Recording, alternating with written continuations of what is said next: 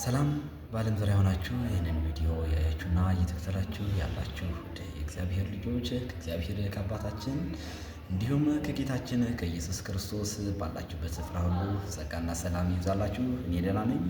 አሁን እንደ እግዚአብሔር ፈቃድ እንደ እግዚአብሔር ጸጋና ምሕረት በማቴዎስ ወንጌል ምዕራፍ 16 ከቁጥር 13 ላይ የተጻፈው ሕያው የእግዚአብሔር ቃል እንደ እርሱ ፈቃድ እንማራለን። ጌታ እግዚአብሔር ለአባቶቻችን ጸጋውና ምስጢሩ እንደገለጠ ለእኛም በደላችንና ክፋታችን ሳያይ እኛን በክርስቶስ ተመልክቶ ምስጢሩና ጥበቡ ይገለጥልን ያድለን። በማቴዎስ ወንጌል ምዕራፍ 16 ቁጥር 13 ላይ ታላቁ የእምነታችን መሰረት የሆነ ትልቅ ትምህርት አለ። ያ ትምህርት እንዲህ ይቀርባል። ጌታችን ኢየሱስ ክርስቶስ በፊልጶስ አገር በቂሳሪያ በደረሰ ደቀ መዛሙርቱን ሰብሰብ አድርጎ ሰዎች የሰው ልጅን ማን ይሉታል ብሎ ጠየቃቸው። ማለትም እኔ በእስራኤል ዘንድ ማን ነኝ? ማን እንደሆንኩኝ እኔ በእስራኤል ዘንድ ማን ነኝ ብሎ ጠየቃቸው። ደቀ መዛሙርቱ ደግሞ አንተ በእስራኤል መሃል በእስራኤል ዘንድ ዮሐንስ መጥምቅ ነህ ይሉሃል፣ ሌሎቹ ደግሞ ኤልያስ ነህ ይሉሃል፣ ሌሎቹ ደግሞ አይ ይሄማ ኤርሚያስ ነው የሚሉህ አሉ፣ አንዳንዶቹ ደግሞ ከነቢያት ቀደምት አንዱ ነው የሚሉሃል ብሎ መለሱለት። ጌታችን ኢየሱስ ክርስቶስ ደግሞ መለስ አድርጎ ደቀ መዛሙርቱን በእናንተ ዘንድስ እኔ ማን ነኝ? እናንተስ እኔን ማን ትሉኛላችሁ ብሎ ጠየቃቸው። የሚገርም ጥያቄ ነው።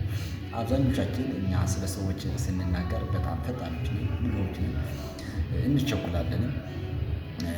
ትክክለኛው ጥበብና ትክክለኛ ማስተዋል ግን ሰው ስለ ራሱ ለመናገር ስለ ራሱ በራሱ ፈጣን ሲሆን ነው ጥሩ እና እንዲሁም በእግዚአብሔር ዘንድም የተወደደ ጠቢቡ ሰሎሞን አዕይንቲሁ ለጠቢብ ኅዲበ ርእሱ፣ የጥበበኛ ሰው አይኖች ወደ ራሱ ይመለከታሉ ይላልና ሁሌም እጃችን ላይ ወደ ሰው ከመቀሰር ወደ እኛ ብንመለከት ወደ ራሳችን ብንመለከት ጥሩ ነው፣ መልእክቴ ነው እና በእናንተ ዘንድስ እኔ ማን ነኝ?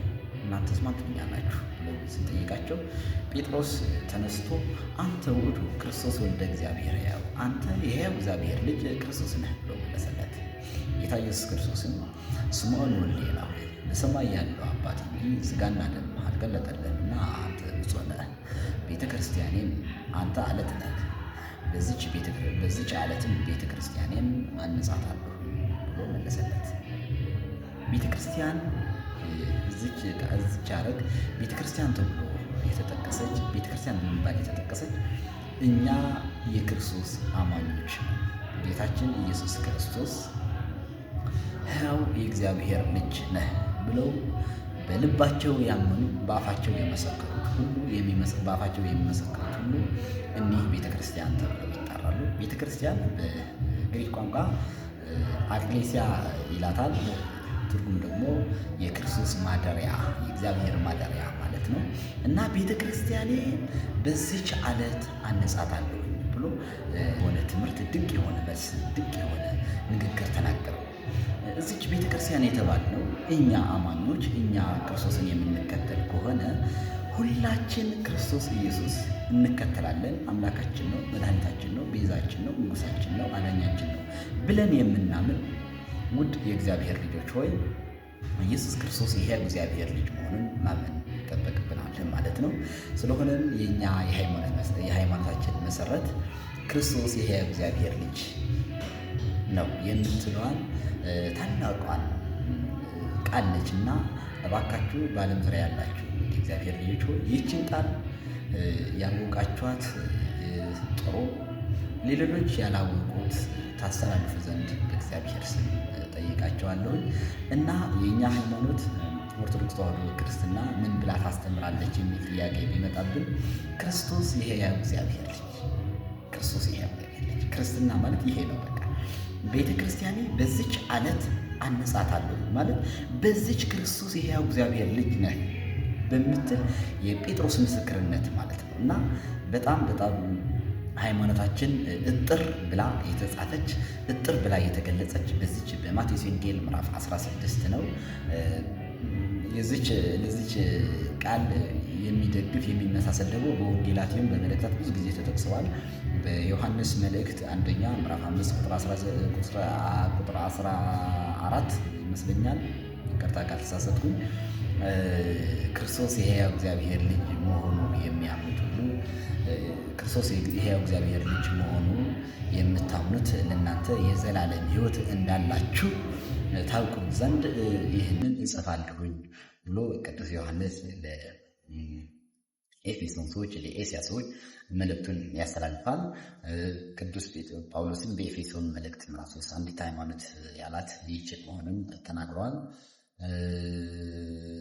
ቅዱስ ጴጥሮስን በዮሐንስ ወንጌል ምዕራፍ 6 አንተ እንነስ አእመርነ ወአመነ ከመ አንተ ውእቱ ክርስቶስ ወልደ እግዚአብሔር ሕያው ወብከ ሕይወት ዘላለም፣ እኛስ ሕያው እግዚአብሔር ልጅ መሆንን አምነናል አውቀናል እና ከአንተ ወዴት እንሄዳለን? በአንተ ዘንድ የሕይወት ቃል አለ ብሎ መስክረዋል። ስለሆነ የእኛ ሃይማኖት ክርስቶስ የሕያው እግዚአብሔር ልጅ የምትለዋን ነው።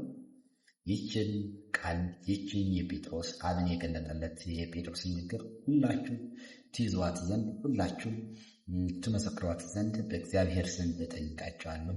ከእግዚአብሔር ከአባታችን እንዲሁም ከጌታችን ከኢየሱስ ክርስቶስ ባችሁበት ሁሉ ጸጋና ሰላም ይብዛላችሁ።